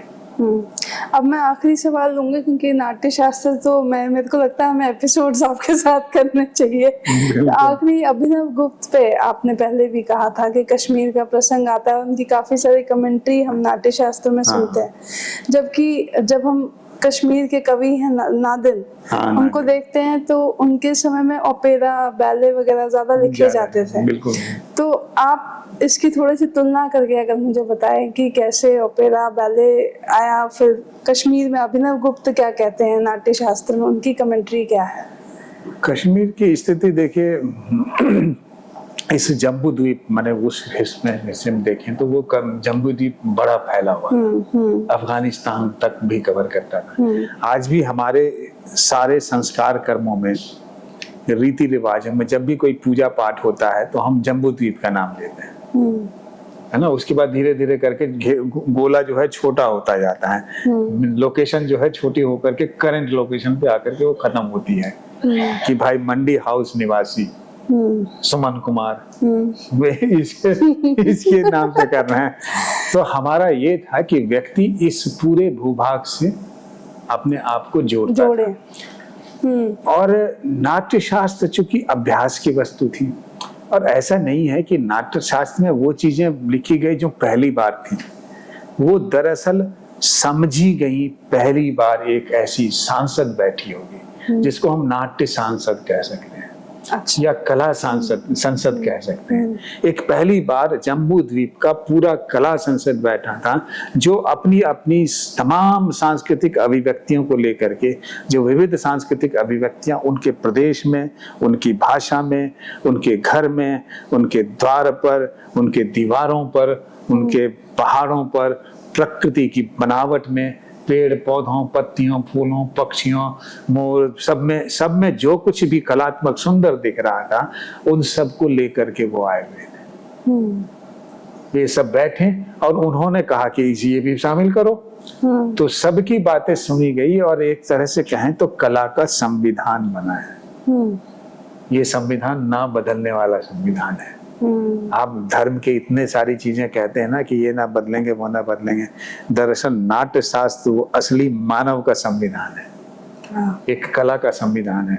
और ये जब बना तो कहें कि बना, उसको लोगों ने फॉलो किया, अच्छा लगा, करने लगे। तो इसके बारे में तुलसीदास भी कहते हैं कि कथा होई तो सोता सोवे, या नाट्य होए तो वो जगह रात भर जगे रहते हैं। वो तो चलने दीजिए, नाच चलेगा तो लोग नाच कर, तो ये नाच करके, गा करके, सुना करके, कथा को रस में भिंगा करके जो है अभिनय करके दिखाने का, देखने का जो है वो लोग नहीं छोड़ते थे। आज भी कोरोना पीरियड में देखिए सब लोग व्यस्त रहे। तो ऐसा पूरे देश भर में अलग अलग रूपों में जो है, क्षेत्रीय रूपों में भी ये खेले गए। ये दरबार में तो खेले जाते रहते, लेकिन दरबार में आम लोग नहीं जा सकते थे। वो सुनते थे कि फलाना नाटक होता है, तो उन्होंने किसी को पकड़ा कि भाई हमें भी सिखा दो, या राजा ने किसी कलाकार को भगा दिया कि तुम निकलो, तुम बदतमीज हो, मुझे इसका चेहरा पसंद नहीं है, इसको निकालो जी। वो निकल गया, तब कहाँ जाए, उसके घर बार तो वहां पड़े हुए हैं। तो वो रोजगार करने के लिए गाँव में पहुंचा, वहां उसने सिखाना शुरू किया। तो वो उसके पास साधन नहीं थे, तो स्थानीय साधन जो उपलब्ध थे, जो स्थानीय भाषा उपलब्ध थी, जो अनट्रेंड देह था, उसको भी लिया। और वो जब करने लगा तो लोकल लोगों से साथ घुल मिल करके फोक फॉर्म की उत्पत्ति हो गई। हालांकि वो चल रहे होंगे, गीत चल रहे होंगे, गाने बजाने चल रहे होंगे, लोग तो कब से मांस फूंक रहे हैं, कब से धुने बना रहे हैं, कब से पीट रहे हैं। क्योंकि हम आदतन जो है तालबद्ध है, लयबद्ध लोग हैं। हमारी लय बदलती, यार जल्दी पहुंचना तो लय तुरंत बढ़ा दी, यार अभी तो बहुत समय है यार, चलो ढलते हैं धीमे धीमे। तो नाट्य शास्त्र हर जगह मौजूद था, नाट्य शास्त्र के प्रयोग मौजूद था। ये जरूर है कि उसको एक जगह कंपाइल नहीं किया गया। तो इसमें कश्मीर का भी रोल रहा होगा, तभी उसकी एक प्रतियां सब लोग ले गए होंगे। उस एक प्रति अब बाद में कहीं केरला में मिली, केरल में मिला, तो वहां से फिर प्रतियों को उठा करके 13-14 भास के भी नाटक मिले। बहुत सारे बाद में वो तो तालपत्र पर लिखे जा रहे थे पहले, तो तालपत्र पर लिखे जा रहे थे, भोजपत्रों पर लिखे गए। 10वीं सदी में आकर के 9वीं 10वीं सदी में जब आप अभिनव गुप्त की बात करते हैं तो वो जब आते हैं तो उन्होंने व्याख्या उसकी लिखी, क्योंकि ये भरत ने तो सूत्र में लिख दिया, तुमने जो कहा अच्छा इस सूत्र में ये भी रहेगा, अच्छा ये भी कह रहा है तो इसको इसमें एक वृत्ति और जोड़ दो, अच्छा ये भी चाहिए तो ये और जोड़ दे, सबकी राय है। तो सर्वसम्मति से एक कला संगत बैठी होगी, कला सांसद ने जो है ये भरत मुनि का नाट्यशास्त्र लिखा, वो दबा रहा। क्योंकि कभी भी हमला होता है तो हम किन संस्थानों पर हमला करते हैं, कोई भी आक्रांता जो होता है वो ज्ञान के जितने संसाधन होते हैं या जो संस्थान होते हैं उसको सबसे पहले तोड़ता है या ज्ञान के रास्ते से घुसने की कोशिश करते हैं। अब हम लोग कई बार कहते हैं ना कि भाई अंग्रेजी शिक्षा दे करके उन्होंने अपने लिए कलर बनाना शुरू कर दिया, लेकिन इसी अंग्रेजी शिक्षा से बाद में उन्होंने दुनिया की क्रांतियों का इतिहास पढ़ा और फिर अपने यहाँ क्रांति करने को उद्यत हुए, उन्होंने कोशिश की, ये भी सच है। तो भाषाओं का बैर नहीं है, उससे बैर नहीं है। तो नाट्यशास्त्र जो है इनको कश्मीर में उसका जब इतने बड़ी मात्रा में वहाँ लिखा जा रहा है, नाट्यशास्त्र को व्याख्यायित किया जा रहा है, और व्याख्या तभी की जाती है जब जरूरत होती है। लोग घर में कोने में बैठ करके व्याख्या नहीं करते रहते। वो व्याख्या किस लिए की जाती है कि किसी चीज को मासेस में भेजा जाए। इसलिए सारा टेलीविजन चैनल बैठ करके किसी घटना की व्याख्या क्यों करता है, इससे मामले सुलझ सकते हैं, कुछ भेद पता चलता है। पुलिस इन्वेस्टिगेशन क्यों करते हैं। तो उसी तरह नाट्यशास्त्र को एक तरह से इन्वेस्टिगेट किया और उसको री एम्फेसाइज किया अभिनव गुप्त के काम ने। दरअसल कहें तो नाट्यशास्त्र को सहज सुलभ बनाने का जो महत्वपूर्ण काम उस कश्मीर ने किया है वो ये अभिनव गुप्त के काम से है। और वहां तो देखिए कि भाड़ों की तो पूरे के पूरे गांव हैं। अब थोड़ा वो डिस्पर्स हुए हैं, लेकिन भाड़ों के तो पूरे गांव हैं। और वो कभी इस द्वीप के वासी रहे होंगे, यहीं के सब कुछ करते रहेंगे, लेकिन वो तो आक्रांताओं का भी रास्ता है ना। उधर से पहाड़ से उसके पीछे कौन छिपा है नहीं पता चलता। अभी भी देखते हैं कोई भी ऊपर पहुंच जाता है जो चोटी पर, वो नीचे वाले को निशाने पे रखता है। तो वो लोग उधर से आ नहीं रहे थे क्योंकि धन इधर भी था। पहले तो धन क्या होता था, मटेरियल ही था। बिल्कुल। अब तो सॉफ्ट मनी भी है। लेकिन अब पहले का अमेरिका या व्यापारी क्या थे, वहां से चलते चलते जहां घोड़े पे बैठते बैठते निकलते, जिधर रास्ता दिखता था उधर चले जाते थे। जिधर से मैंने और 6 महीने बाद लौटेंगे ऐसा सोचते थे। तो जब जितना खूब धन इतना इकट्ठा हो जाता था कि वो अब उसको संभाल नहीं सकते थे, तो वापस अपने देश को लौटने को निकल। कश्मीर का इस तरह से योगदान है। कश्मीर में कई सारे फोक फॉर्म्स अभी भी वो देखे मार पाते, जैसे मैंने एक कहा। उसके अलावा वो समागम है, वहाँ सूफियाना मत भी है, है ना, वो भी बहुत जोर शोर से है। और है सब ये जो है मजहब परस्ती जो है, इसके मारे हुए लोग जो है ना विध्वंस करते चलते हैं। लेकिन विध्वंस करते चलते हैं, लेकिन उनके पता होता है कि उनकी पैठ या वो चीजें जो है तभी स्थापित होंगे। उसके पीछे पीछे धर्म भी चलता रहता है। धर्म क्या करता है कि वो उनको भी नकारता है, ना उसके खिलाफ जाता है, कि वो विध्वंस वाला आइडिया नहीं रखता। वो कहता हम तो प्रेम में विश्वास करते हैं जी। तो लोगों का जो है उसको शांत करने का काम वो करता है। लोग जो हैं हिंसक से थोड़ा या इस तरह के विचार से कि ये दुश्मन ही है, नहीं यार, उसमें भी अच्छे लोग होते हैं, अच्छाई है, ये अच्छाई है, ये मिलाप की बात करता है।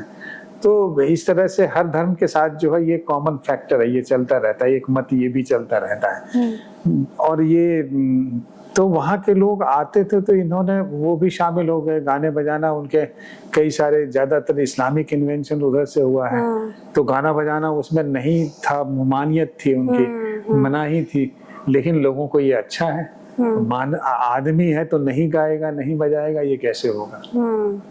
वो सुर में तो सब काम तो करते ही हैं। इसलिए वो सूफी हाँ, सूफी जो है कल्ट जो है वो आ गया। हाँ, वो खुद को सीधे अल्लाह, इनसे बिचौलियों से नहीं, बिचौलियों के, ये बिचौलिए जहाँ रहते हैं वो दलाली करते हैं, तो वहाँ झगड़ा शुरू हो जाता है। सीधा सीधा उससे संपर्क रखिए ना, कोई झगड़ा नहीं है। बिल्कुल। लेकिन यहाँ जहाँ अब उनको कोई सामान बेचना है, कुछ बेचना है, कुछ करना है, तो वो कहते हैं कि मेरे पास ही है, मेरी अगरबत्ती जलाओगे तो भगवान जी जल्दी खुश होंगे।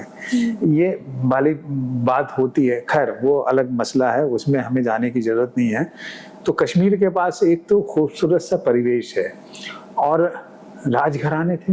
राजघराने में क्या चाहिए कि वहाँ के राजा तो रहे, इंडिपेंडेंस तक भी एक राजघराने ने ही कश्मीर को भारत का हिस्सा बनाया, वो उनकी बड़ी देन है।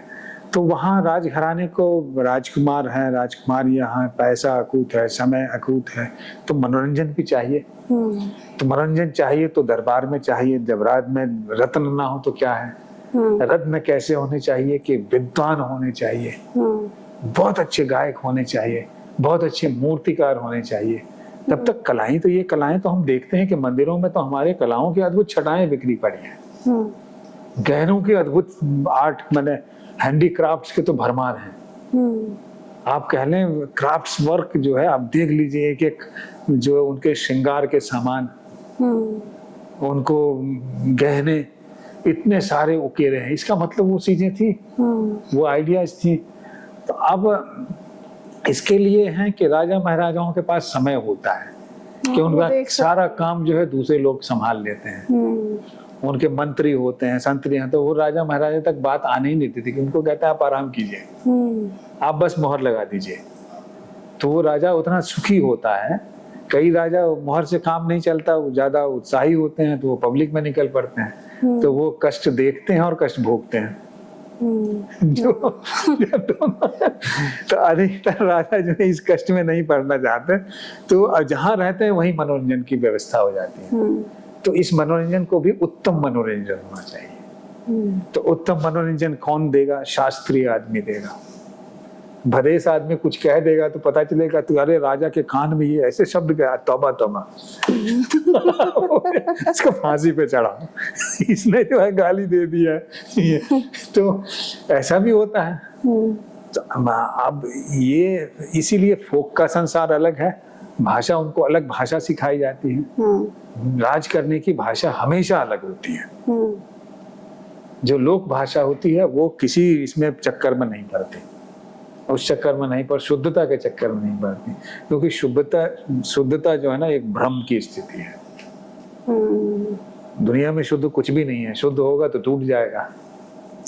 हाँ, सब में थोड़ी मिलावट करके उसे स्थायी किया जाता है। जो उसमें गैप्स होते हैं उसको भरा जाता है। तो कलाएं भी वो काम करती हैं, शुद्धता के करीब रहती हैं और क्षण भंगुर होती हैं। कुछ स्थायी कलाएं, जो स्थापत्य कलाएं जो हैं, जो मूर्ति की कला है या मांस का आप देख रहे हो, ये सब स्थायी रूप हैं। लेकिन मनुष्य जो है वो, उसका स्वभाव जो है क्षण भंगुर, अभी खुश है, अभी दुख हो जाएगा, अभी कुछ होगा, अभी कुछ होगा। वो इसी सब में चक्कर में पड़ा रहता है। वो एक तरह से कहें तो वो एक तनी हुई रस्सी पर भागता रहता है। एक तनी हुई रस्सी पर इस तरफ भूत है, इस तरफ भविष्य है। वर्तमान में उसका भागना तय है, किधर जाए। कभी वो भविष्य की ओर जाता है, कभी वो फिर उसको बैलेंस करता रहता है। तो ये खेल जो हम सब करते रहते हैं, हम सब इसी के मारे हुए हैं। हम त्रिकाल में एक साथ रहते हैं, लेकिन काम तभी सत्य हैं जब हम वर्तमान में रहते हैं, तभी काम होता है। इसीलिए ये वर्तमान की कला है, समय को जीने की कला है, समय को सुंदर रूप में जीने की कला है, कथा के साथ जीने की कला है, अच्छे चरित्र के साथ जीने की कला है, सुविचार के साथ जीने की कला है, सुंदर भविष्य देखने की कला है और अहिंसक रहने की कला है। तो ये सारा काम हम लोग करते हैं इसमें, और इसलिए जरूरी हो जाता है। और कश्मीर ऐसा रहा है, जब अभिनव गुप्त है तो समझ लीजिए उसके जो है चेले चपाटी शिष्य तो बहुत गण होंगे। है ना। तो और भी जिस पे खोजेंगे तो बहुत सारे आप मिलने लगेंगे। कश्मीर का अपना योगदान, और कई बार जो है जैसी प्रकृति होती है वैसे मनुष्य होते हैं। मनुष्य का जो है उसकी सोच वैसी बनती जाती है। क्योंकि आप देखेंगे पहाड़ों के बीच में रहने वाला आदमी जो है थोड़ा इधर ज्यादा हिलना डुलना नहीं चाहता है, क्योंकि उसे पता है कि चढ़ने के लिए बड़ी मेहनत करनी पड़ेगी, फिर वहां से उतरने के लिए बड़ी मेहनत करनी पड़ेगी। एक ही जगह वो एक जगह स्थिर खुश। और मैदान का आदमी क्या है कि उसको लगता है इधर भी जा सकता हूँ उधर भी जा सकता हूँ, तो भटकता रहता है, कभी इधर चला जाता है कभी उधर चला जाता है। तो उसमें उसके बहुत सारे ऑप्शन होते हैं। तो दोनों की मैंने प्रवृत्ति अलग होगी। इसको खुजली होने लगती है शाम में कि यार निकला नहीं हूँ, कहीं कुछ गया नहीं हूँ, उधर नहीं गया हूँ। पहाड़ का आदमी ठीक है, समय देख लिया, शाम हो गया, अब चल स्थिर जाना उसके अनुसार ढला होता है। और इसी के अनुसार ढलने के कारण जो है शरीर के अपने जो है आबो हवा जो है शरीर का रंग भी तय करती है, उसका टोन सृजन भी उसी तरह तय होता है, टोन सेट होता है। सब जगह सेब नहीं खिलते, बिल्कुल। सब जगह जो है चनार के दरख्त नहीं मिलेंगे, वो पानी नहीं मिलेगा जो उस दरिया का है, वहाँ का पानी नहीं मिल सकता। तो उसके हिसाब से जो कुछ हम खाते पीते हैं, जैसे भेड़िए की खुराक भी है, जैसा अच्छी प्रकृति को खाते हैं, अच्छी चीजें हैं।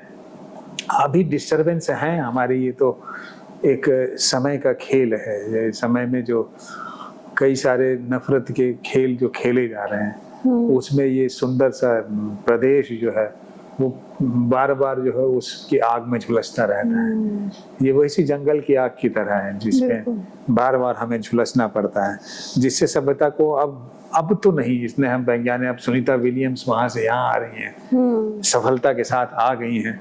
तो हमें दरअसल चांद को अब जो है एक अनजाना ग्रह नहीं मानना चाहिए। अब कई कवियों को शायद दिक्कत हो सकती है कि चांद की उपमाएं अब कैसे दें, वहां तो गड्ढे ही गड्ढे, वहां तो पत्थर ही पत्थर है, वो दिखता दूर से बहुत खूबसूरत है, लेकिन अभी भी मेरी प्रेमिका जैसा लगता है वह है।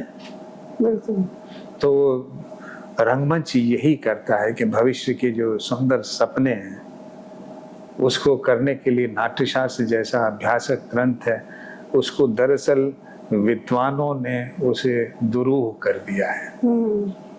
उसे अभ्यासियों को उसकी कलई खोलनी चाहिए, उसका विस्तार खोलना चाहिए, सरल शब्दों में कहना चाहिए, तो जा करके उस पर खूब सारा काम होना चाहिए और खूब सारी भाषाओं में होनी चाहिए।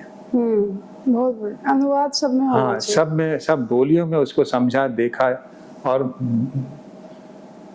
जाना चाहिए, वो उस पर बात होनी चाहिए, लोगों को समझाना चाहिए। ये स्कूलों के लेवल पर हम शुरू करें तो ज्यादा अच्छा। अब समुद्र मंथन कौन सा बच्चा नहीं करना चाहेगा, वो तो भागते दौड़ते मथता ही रहता है, उसे तो पकड़ा दो, खींचा खींची का काम दे दो कि भाई ये रस्सी है, सांप है, मत दो इसको, तो 2 ग्रुप बना दो बच्चों के, वो लगे रहेंगे और उसी में बताओ कि भाई ये समुद्र से जो मथने से क्या मिलता है। समय को जब हम मथते हैं, जब इस काल को मथते हैं, इस महासागर को, इस संसार को मथेंगे तो हमें धन की प्राप्ति होती है। बिल्कुल। यानी उसका ज्ञान हम जब निचोड़ते हैं, उसको सही ऊष्मा चाहिए, सही ताप चाहिए। रंगमंच पर हम हर कहें तो हर नाटक एक व्यंजन की तरह है, एक डिश है जिसको प्रिपेयर करने के लिए चरित्र जो हैं, जैसे करेले हैं तो करेला जैसा एक चरित्र है किचन के लिए, वैसे ही मोहन राकेश के आधे अधूरे में काले सूट वाला आदमी है, वो है उस किचन में, उसे रखा जाता है उसकी में। ऐसे ही बहुत सारे चरित्र हैं, सबके टुकड़े टुकड़े किए जाते हैं, फिर मिला दिए जाते हैं और पूरा भोजन खा करके आप उस भोजन का पूरा रस का आनंद ले सकते हैं। सब्जी जब मिल जाती है तो आपको उसमें मसाले के लिए अलग से आपको उसको देखना नहीं पड़ता है, आपकी जीभ पर वो सब कुछ रहता है, उसमें मिश्रित जो भी है। नाटक भी ऐसा ही रस है, जो नवरस, कई सारे रसों को मिला करके जो है ये नाटक बनता है, जो श्रृंगार से लेकर के शांत तक पहुंचता है, क्योंकि श्रृंगार उद्वेलित करता है, तो वो हास्य भी दे सकता है, वो रौद्र रूप भी धारण कर सकता है, वो करुणा भी उपजा सकता है यदि विरह हो जाए तो, वो हमें जो है विस्मय भी दे सकता है, वो आश्चर्य का भी अद्भुत अनुभव भी दे सकता है, वो हमें विरक्ति भी दे सकता है, वितृष्णा भी दे सकता है, और स्वतंत्रता भी देता है। और सब मिला दें तो सब कुछ मिल जाने के बाद चीजें शांत हो जाती हैं।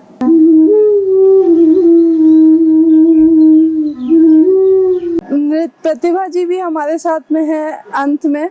तो जब इनका इंटरव्यू हमने लिया था तो हमने नृत्य में आपसे 9 रस पूछे थे। आज सर से हम पूछेंगे कि अभिनय, थिएटर, नाटक, रंगमंच के 9 रस क्या है? नहीं, वही जो नृत्य के हैं, जो कविता के हैं, जो चित्रकला के हैं, रस तो वही हैं जो सबके हैं।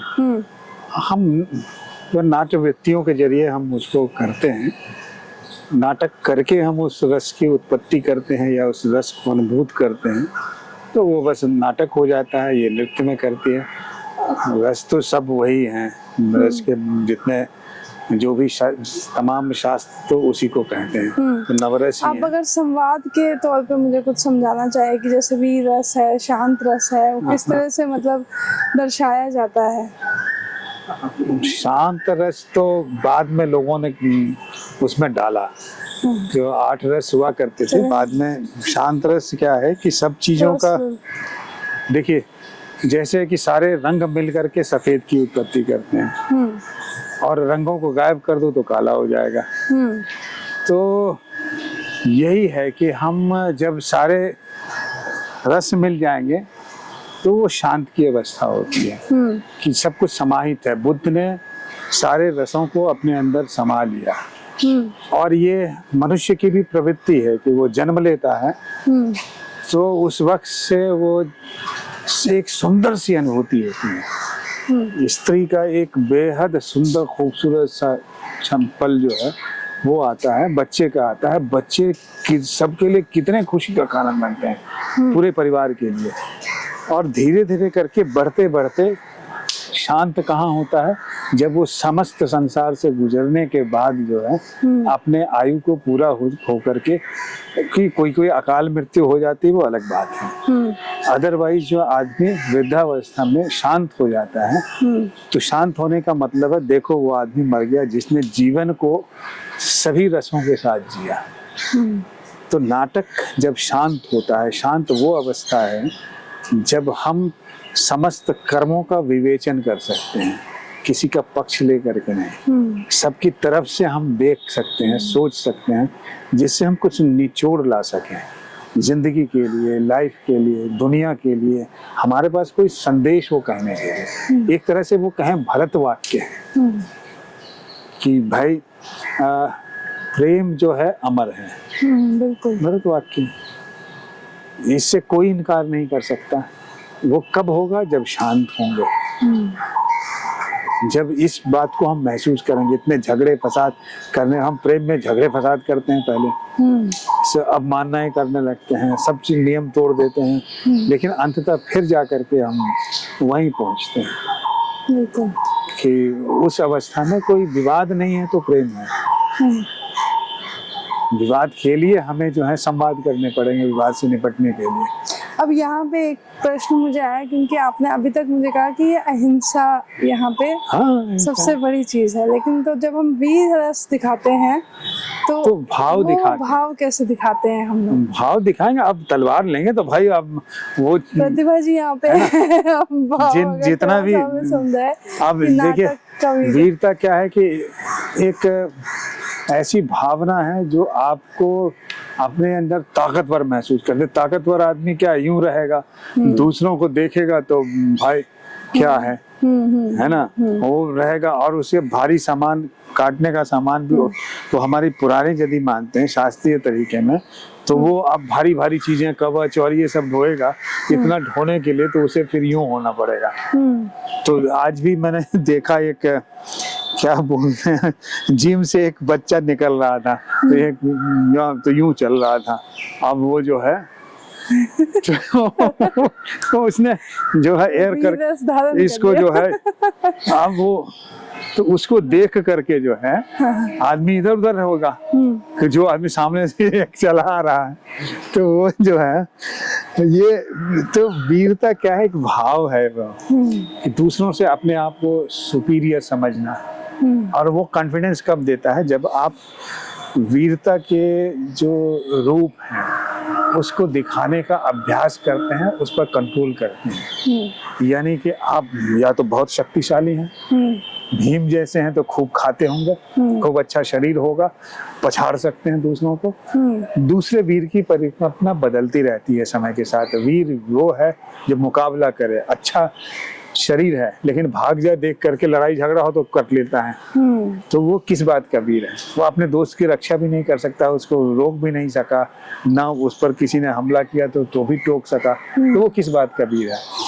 अब वीर वो भी लोग हैं जो करते नहीं बल्कि उसको रोकने के लिए अपरोक्ष ढंग से काम करते हैं। जैसे राजनीतिज्ञ हैं, समाज सेवी हैं, ये गुंडे से तुरंत नहीं झगड़ेंगे, लेकिन वो पुलिस की व्यवस्था कर देंगे, इधर शिकायत कर देंगे, उधर कर देंगे, उधर एक्टिव कर देंगे।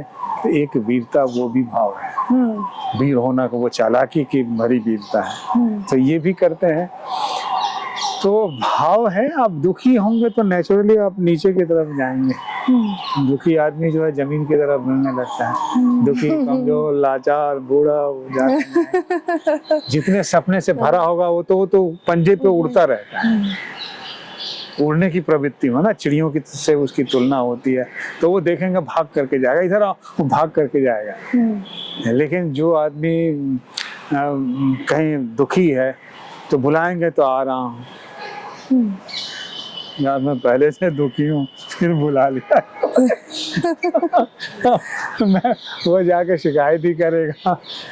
फिर अब जैसी स्थिति है, वो मना स्थितियां हैं जो हमें, मना स्थितियों का वर्गीकरण करके उन्होंने पाया कि ये चीजें रखी जा सकती हैं।